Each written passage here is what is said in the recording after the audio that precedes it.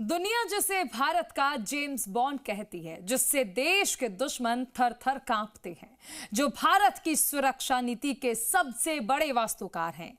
आज बात होगी भारत के राष्ट्रीय सुरक्षा सलाहकार अजीत डोभाल की, जिनकी एक सलाह ने देश में नई बहस छेड़ दी है।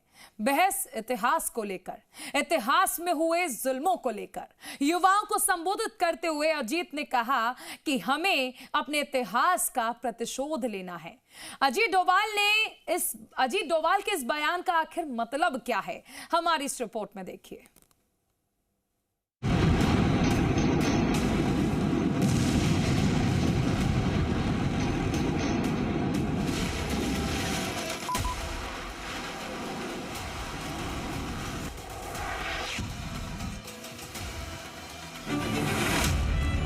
राष्ट्रीय सुरक्षा सलाहकार अजीत डोभाल सिर्फ एक नौकरशाह नहीं है, बल्कि एक स्ट्रीट फाइटर डिप्लोमेट। उनका किरदार शांत है, लेकिन उनके फैसले सर्जिकल स्ट्राइक जैसी मार क्षमता रखते हैं।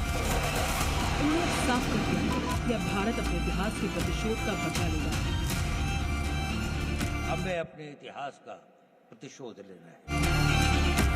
राष्ट्रीय सुरक्षा सलाहकार अजीत डोभाल का यह बयान कोई सामान्य स्टेटमेंट, बल्कि उन कट्टरपंथियों के विरोध में है जो आक्रांताओं को अपना पूर्वज माना, उनकी कायरों का पीठों पर उतरा कर और फिर से हिंदुस्तान में मुगलिया पट्टी बनाने का जवाब दिया। लेकिन उनको ये नहीं मालूम कि भारत जो बदला लेना नहीं जानता है, हाथ मिलेगा। राष्ट्रीय सुरक्षा सलाहकार ने युवाओं को और सभ्यता पर हुए हमलों की याद दिलाते हुए एक बदलेवादी सलाह दी। भारत का आज हर युवक के अंदर वो आग होनी चाहिए कि मैं, प्रतिशोध शब्द अच्छा तो नहीं है, लेकिन प्रतिशोध भी अपने में एक बड़ी भारी शक्ति होती है। हमें अपने इतिहास का प्रतिशोध। एनएसए अजीत डोभाल ने विकसित भारत यंग लीडर डालो को संबोधित किया था। उन्होंने कहा कि भारत की आजादी को बहुत बड़ी कीमत चुकाकर हासिल किया गया है। पीढ़ियों तक भारतीयों ने अपमान, विनाश और भारी नुकसान सहा। उन्होंने कहा कि हमारे पूर्वजों ने हजारों साल संघर्ष किया, हमारे मंदिर तोड़े गए, उनको लूटा गया, लेकिन हमें शक्तिशाली बनना है। हमारे साथ में अन्याय हुआ है, अगर हमारे साथ दुर्व्यवहार हुआ है, हमारे गांव जलाए गए, हमारी मातृशक्ति का अपमानित किया गया, तो इसका हम भी अपने आप को इतना मजबूत करेंगे, हर रूप से, आर्थिक रूप से, रक्षात्मक रूप से, टेक्नोलॉजी के रूप से, हर क्षेत्र में हमें आगे।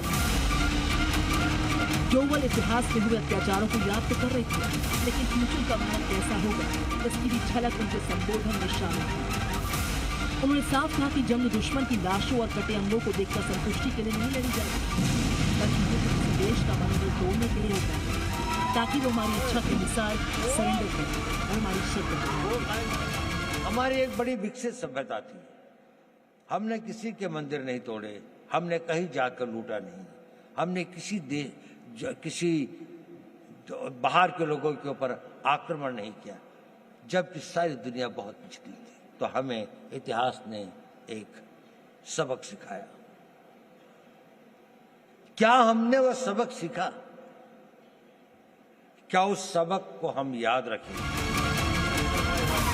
ये वही अजीत डोभाल है कभी पाकिस्तान के परमाणु फीचर्स के बारे में पता करें।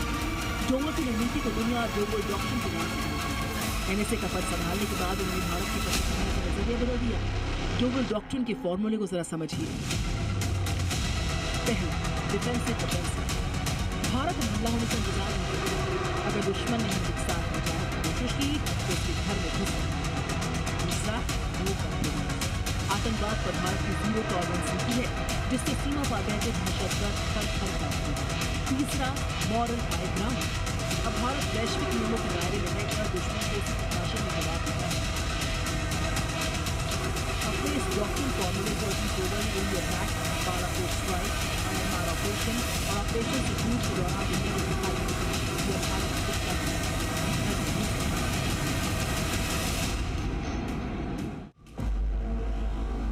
डोभाल डोवल डॉक्ट्रिन के तहत एक्शन लेकर भारत शायद दुनिया का इकलौता देश बन गया है जिसने किसी न्यूक्लियर पावर के 11 एयरबेस को टारगेट किया।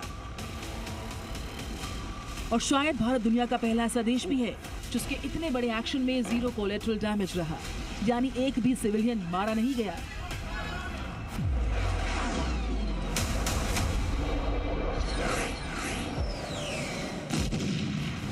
मई 2025 में भारत ने पाकिस्तान पर डीप स्ट्राइक की, रिहायशी इलाकों के बीच बने आतंकी ठिकानों को टारगेट किया। कुछ इस कदर निशाना बनाया गया कि हमले का असर सिर्फ और सिर्फ आतंकियों के कंपाउंड तक सीमित रहे।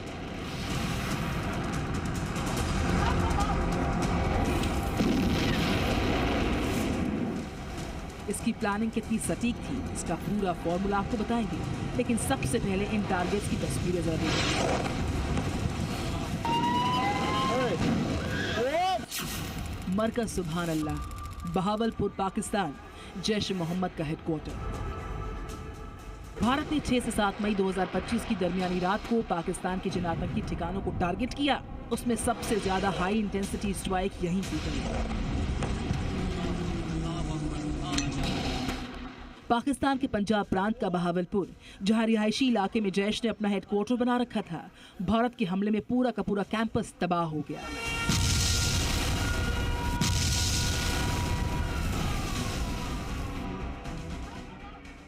लेकिन बाहर रिहायशी इलाके को कोई नुकसान नहीं पहुंचा।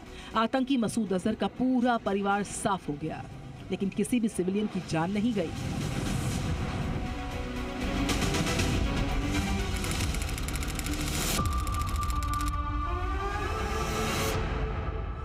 मरकज तैयबा, मुरीद के पाकिस्तान, लश्कर तैयबा का हेडक्वार्टर। यह पाकिस्तान के मुरीद के में बना लश्कर का हेडक्वार्टर। यहां भी हिंद की मिसाइल ने आतंकी इस फैक्ट्री की नींव गिरा दी, लेकिन आसपास की किसी भी बिल्डिंग को कोई नुकसान नहीं पहुंचा। यह था इन हमलों का असर। इन हमलों में चूक की कोई गुंजाइश नहीं थी। भारत की मिसाइल 1 इंच भी दाएं बाएं नहीं गिरी, सीधे पिन पॉइंट पर गिरी। साथ ही हमलों में कितने विस्फोटक का इस्तेमाल किया जाए, ये भी पहले से निर्धारित किया गया। लेकिन इतनी सटीक जानकारी मिली कैसे? तो इसके लिए 2 तरह के इंटेलिजेंस की जरूरत होती है, टेक्निकल इंटेलिजेंस और ह्यूमन इंटेलिजेंस। टेक्निकल इंटेलिजेंस यानी सैटेलाइट इमेजेस के जरिए आतंकियों के ठिकानों की पहचान की गई। किस वक्त आतंकी कैंप में कितने लोग मौजूद थे, इसकी जानकारी ली गई। कितने किलोमीटर में यह आतंकी अड्डा फैला है, उसका अंदाजा लगाया जाता है। लेकिन सिर्फ टेक्निकल इंटेलिजेंस से ही सटीक निशाना नहीं लगाया जा सकता। इसके लिए जरूरी होता है ह्यूमन इंटेलिजेंस का होना, यानी उस जगह पर जाकर वहां की तस्वीरों को मुहैया करवाना, वहां आने जाने वाले लोगों की सटीक जानकारियां देना। इंटेलिजेंस एक कंसिस्टेंट प्रोसेस होती है, रेगुलरली अपडेट करनी पड़ती है और फिर ही जाकर आप उनके ऊपर कार्रवाई कर सकते हो, ऐसे इंटेलिजेंस के ऊपर। अब सवाल उठता है कि आतंकियों के ठिकानों की ह्यूमन इंटेलिजेंस आखिर कहां से आती है? तो यहाँ भी जवाब वही है, the man, the myth, the legend, Ajit Doval. Ajit Doval Pakistan में 7 साल गुजार चुके हैं। पाकिस्तान में उन्होंने अंडरकवर जासूस के तौर पर काम किया है। लाहौर के अंदर में एक बड़ी भारी वो है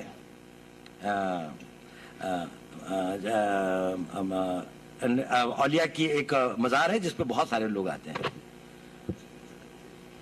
तो नेचुरली मैं, क्योंकि एक मुस्लिम उसमें रहता था और एक उसके साथ में रहता था, तो मैं वहां से गुजर रहा था और मैं उस औलिया की उसमें आया और मस्जिद से वापस आया और एक उसमें मिला। अजीत डोवल पाकिस्तान से अच्छी तरह वाकिफ हैं। माना जाता है कि ऐसे मिशन में कोई भी एजेंट अपना स्पाई नेटवर्क तैयार करता है और माना जा रहा है कि इसी स्पाई नेटवर्क की मदद से आतंकियों के 9 अड्डों पर अचूक निशाना लगाया गया।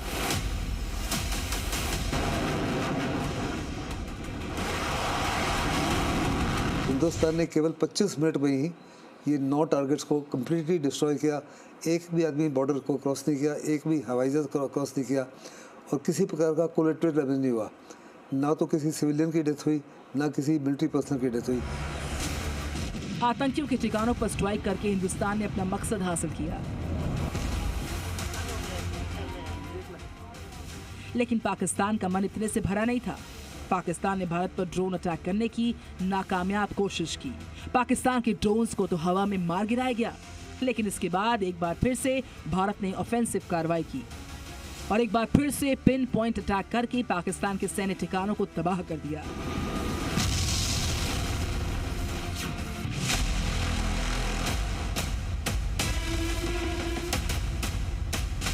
किसी भी सीक्रेट एजेंट की ऑपरेशन में एक बड़ा रोल होता है डिसेप्शन का।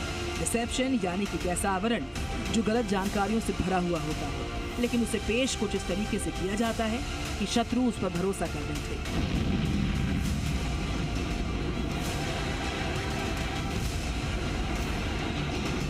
जब आतंक के खिलाफ भारत ने स्ट्राइक की तो डोवल डॉक्ट्रिन का ये मूल मंत्र बहुत कारगर तरीके से इस्तेमाल किया गया।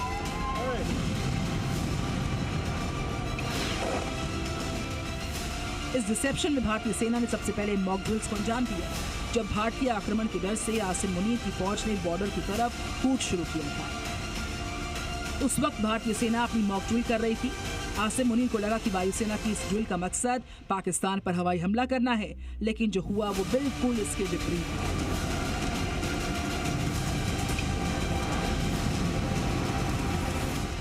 ऑपरेशन सिंदूर के दौरान भारतीय वायुसेना ने एक बार भी पाकिस्तानी हवाई सीमा का उल्लंघन नहीं किया। भारतीय एयर स्पेस से ही आतंकी ठिकानों पर मिसाइल और ड्रोन दागे गए, यानी जो पाकिस्तानी फौज भारतीय विमानों से टक्कर के लिए अपनी फाइटर जेट्स को तैयार कर रही थी, उसे पता नहीं चला कि उसे वायुसेना की नहीं बल्कि एयर डिफेंस को मजबूत करने की जरूरत थी। और यही गलती आसिम मुनीर को भारी पड़ गई। भारत ने अपनी ही सीमा से पाकिस्तान में मौजूद आतंकी ठिकानों को नेस्तनाबूद कर दिया। और इतने बड़े एक्शन के पीछे सिर्फ और सिर्फ एक ही दिमाग था, और वो है भारत के जेम्स बॉन्ड यानी अजीत डोवल का दिमाग, जिन्होंने अपनी प्लानिंग और एक्शन से दुश्मन को बता दिया कि जब जब वो भारत की तरफ बुरी नजर से देखेगा, तब तब उसका अंजाम सिर्फ और सिर्फ